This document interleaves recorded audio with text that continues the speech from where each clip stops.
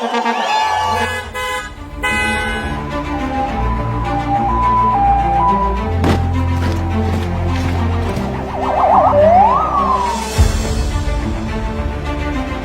l'État, commandant suprême des forces armées et de la police nationale congolaise, le détachement d'honneur de la garde républicaine est rangé pour vous accueillir et vous rendre les honneurs à l'occasion de votre discours sur l'état de la nation devant les deux chambres du Parlement réunies en congrès. Je vous invite à passer les troupes en revue.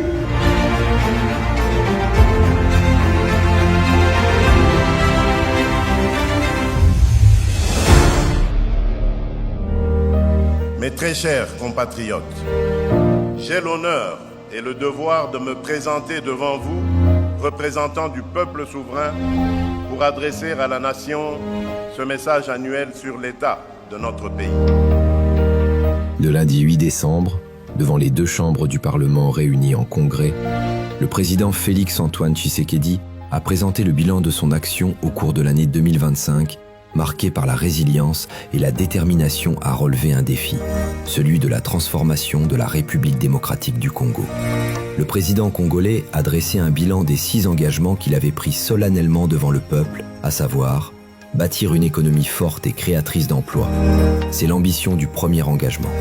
Aujourd'hui, la République transforme ses terres en moteur de croissance. En 2025, nous avons franchi un cap décisif avec le lancement, le 28 août, de la campagne agricole 2025-2026, placée sous le signe de la souveraineté alimentaire. Les campagnes agricoles 2024 à 2026 redéfinissent nos paysages. Grâce à la mise à disposition de 600 tracteurs, à la distribution massive de semences et d'engrais et à la promotion des cultures de cacao et de café, l'agriculture change d'échelle. Pour la première fois, plus de 100 000 agriculteurs bénéficient d'une assurance agricole, tandis que des pôles avicoles modernes s'installent dans 8 villes stratégiques du pays. Mais pour que cette richesse circule, le désenclavement est une priorité absolue. 8000 km de routes de desserte agricole sont déjà entretenues, marquant le début d'un vaste projet de réhabilitation de 38 000 km de routes nationales. Les grands chantiers prennent vie. Le port en eau profonde de Banana sort de terre, la ligne ferroviaire Matadi-Kinshasa retrouve son souffle et nos voies fluviales sont à nouveau balisées. Dans le ciel, l'arrivée d'Air Congo et son plan d'expansion redonnent des ailes à la mobilité nationale. Cette transformation repose sur une énergie puissante. La mission 300 porte ses fruits. L'électrification progresse pour atteindre 21,5%. Un élan soutenu par la mise en service du groupe G25 d'Inga 2, injectant 193 MW supplémentaires sur le réseau, alors que le lancement du groupe G24 promet déjà de renforcer cette indépendance énergétique. Protéger le foyer et renforcer le pouvoir d'achat de chaque citoyen, c'est l'objectif central de l'engagement 2. En cette année 2025, les indicateurs macroéconomiques témoignent d'une stabilisation historique. Malgré l'aggravation de la situation sécuritaire à l'Est, notre pays a fait preuve d'une résilience macroéconomique remarquable. L'inflation a été drastiquement freinée pour atteindre environ 2,5% en octobre dernier. Le franc congolais reprend de sa force, avec une appréciation de 29%, tandis que nos réserves de change s'élèvent désormais à 7,4 milliards de dollars. Portée par une croissance estimée à 5,6%, l'économie nationale respire à nouveau. Sur le terrain, la lutte contre la vie chère se traduit par des actions concrètes. La suppression de la subvention pétrolière aux sociétés minières a permis une baisse directe des prix du carburant à la pompe. Dans le Grand Katanga, le prix du sac de maïs amorce sa descente, tandis que l'application Talo devient le nouveau bouclier des consommateurs pour le contrôle des prix en temps réel.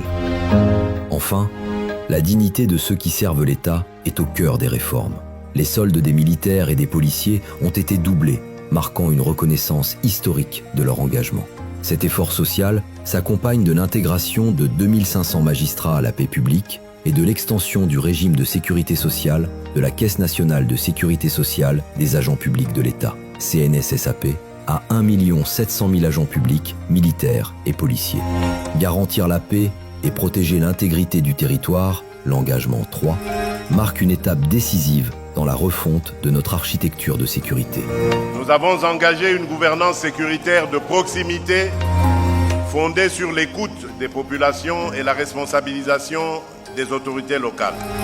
Les forces de défense connaissent une montée en puissance sans précédent. À travers une réorganisation profonde des commandements militaires, un renforcement des services de renseignement et une lutte implacable contre la contrebande, l'État réaffirme son autorité sur chaque mètre carré du pays. L'avenir de la sécurité intérieure se dessine avec la loi de programmation de la police 2026-2030. L'objectif est ambitieux, recruter et former 90 000 nouveaux policiers tout en organisant le départ à la retraite de 10 000 agents. Sur le terrain, la relève est déjà en marche.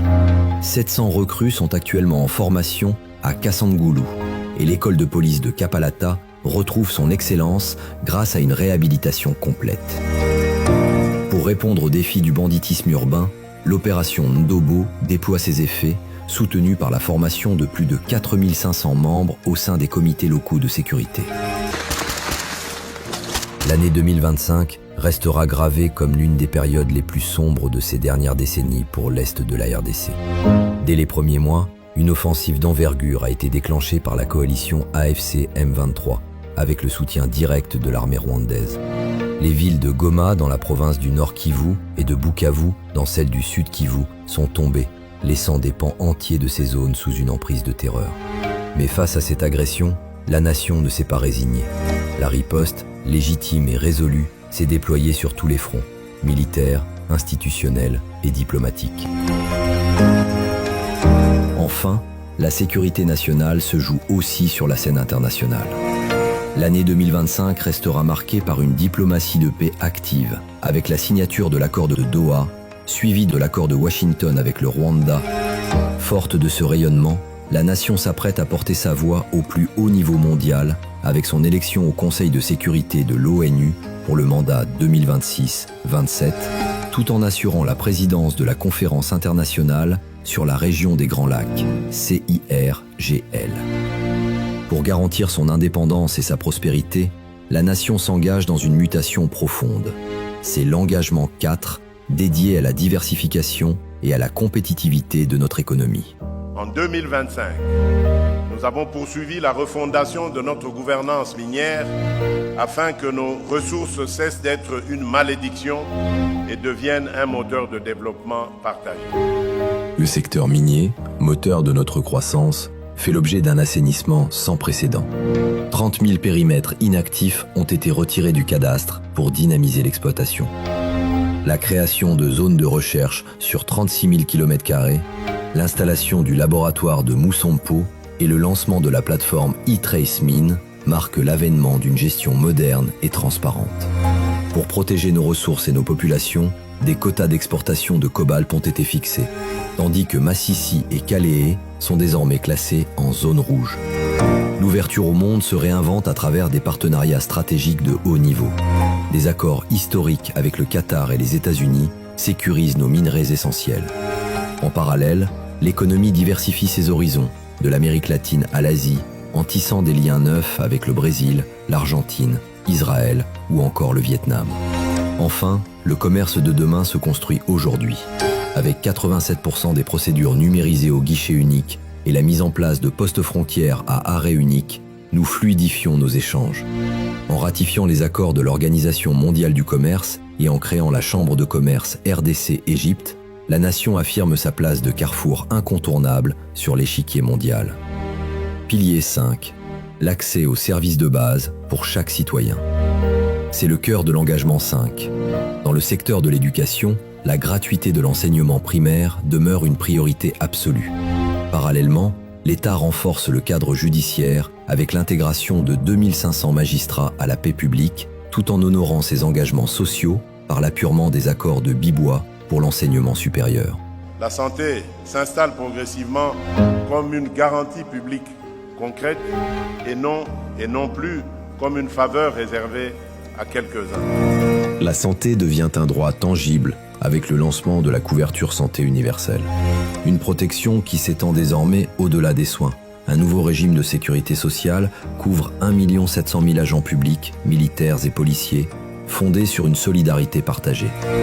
Face aux défis de l'énergie et de l'eau, l'ambition est claire. L'électrification progresse pour atteindre 21,5%, avec un cap ambitieux fixé à 62% d'ici 2030. Pour l'eau, l'objectif est d'atteindre 70% d'accès dès 2028, soutenu par la réhabilitation de centrales stratégiques comme Kakobola et Inga.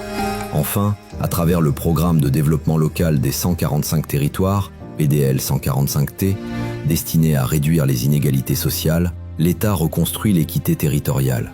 Écoles, centres de santé et infrastructures routières sortent de terre pour effacer les disparités et bâtir un avenir commun.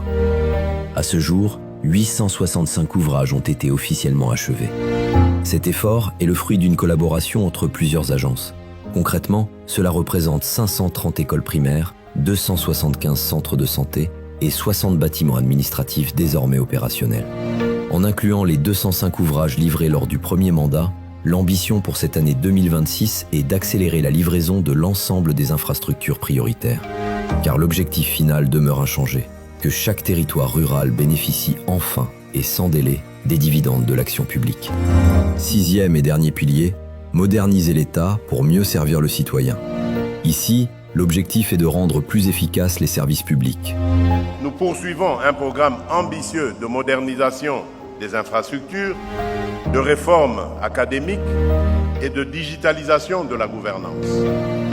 La révolution numérique est au cœur de cette transformation.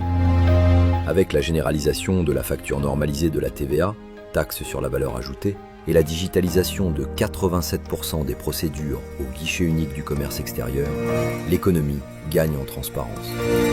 Pour accompagner les contribuables, de nouvelles instances voient le jour. La COPIRAP pour rationaliser la parafiscalité et une commission de médiation fiscale dédiée au dialogue. Une étape historique est également franchie pour l'identité des citoyens.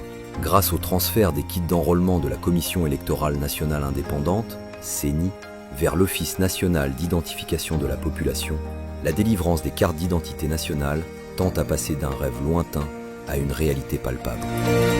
Enfin, l'efficacité des services publics s'étend jusqu'au cœur de nos territoires.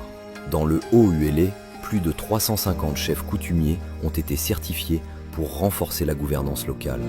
En parallèle, des audiences foraines et des médiations actives permettent de résoudre les conflits, tandis qu'un nouveau cadre de concertation assure désormais la mise en œuvre de la loi protégeant les peuples autochtones. C'est dans cet esprit que je réaffirme devant vous et devant la nation ma détermination indéfectible à continuer à servir la République démocratique du Congo, à protéger l'intégrité de son territoire, à défendre la dignité de son peuple et à ouvrir pour nos enfants un avenir de paix et d'espérance. Le sport est pleinement reconnu comme un vecteur de cohésion nationale et de rayonnement international. Nos athlètes, quant à eux, ont porté très haut le drapeau national en remportant des médailles d'or aux championnats d'Afrique et aux compétitions mondiales, du Scrabble aux luttes associées, en passant par les premiers Jeux scolaires africains et en qualifiant le Léopard à la phase finale de la Coupe d'Afrique des Nations, Maroc 2025. Choisissons un Congo qui n'attend plus, mais qui avance en paix, en justice et en solidarité. Les ténèbres ne régneront pas toujours.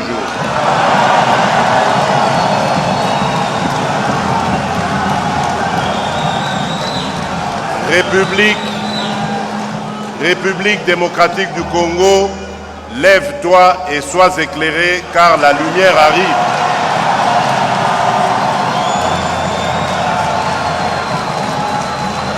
Que vive la République démocratique du Congo, que Dieu bénisse la République démocratique du Congo et son peuple. Je vous remercie.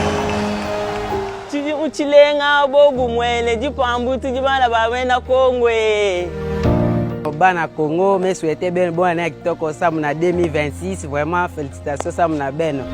Vous l'ayez pas 2026. Qui vous calquez ce bête auquel les Congolais. Bonne année 2026. Sisi wote tuko pamoja wa Kongoman. Bonne année 2026 na bomoko na lokumu tozaba Congolais.